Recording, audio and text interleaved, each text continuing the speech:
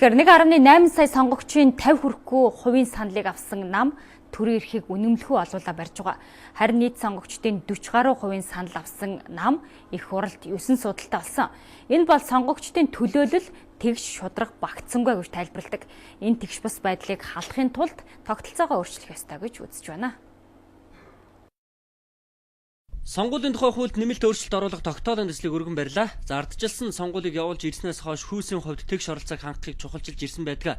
За эмэгтэйчүүдийн квотыг нэмэгдүүлэхэд өнгөрсөнд хуулийн өөрчлөлт чиглэсэн байдаг.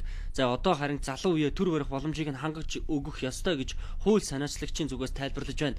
За Монгол улсын хүн амын 40% нь тэгээс 18 насны хүүхдүүд, за бас 40 орчим хувь нь 18-аас 35 насны залуучууд байдаг юм. За үлдсэн 20 орчим хувь нь ахмадууд сонгуулийн насны иргэд нийт хүн амын 40 орчим хувийг эзэлдэг. За тэдний тал буюу 50%-ийг 18-аас 35 насныхан бүрдүүлдэг юм. Залуучуудаа улс төр гаргаж ирдэг. Залуучуудын квот бий болгодог ийм чиглэлээр бол хуулийн төслөөр бид ажилласан. Энэ бол дэлхийд дахинд одоо яг олон улсын парламентын холбоос гаргасан зөвлөмжийн хүрээнд өнөөдөр дэлхийд дахинд бол энэ хөдөлгөөн бол өрнөж байгаа. Энэ хуулийн төслүүд бол бүх дэлхийн парламентуудын хэлэлцүүлгийн төвшөнд явж байгаа. Тэгэхээр энд бол өнөөдөр бид бол бас Монголын парламент энэ асуудлаар бол байсрал илэрхийлэх ёстой гэж бас өргөн барьж байгаа.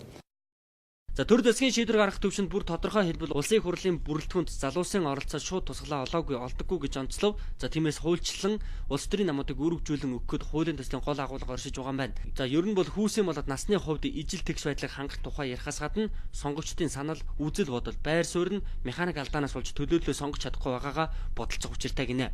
За өнгөрсөн их хурлын сонгуул ийм алдаатай болсныг улс төрийн намуудад итгэл хүлээлгэсэн сонгогчдын хувьас тодорхой харж болдгийм. За өнөөдөр 65 судалтай олон хулсан нам сонгогчдын 50 гаруй хувийг авсан бол сөрөг хүчин 40 гаруй хувийн санал авсан ч 9 гишүүнтэй болоод байгаа билээ.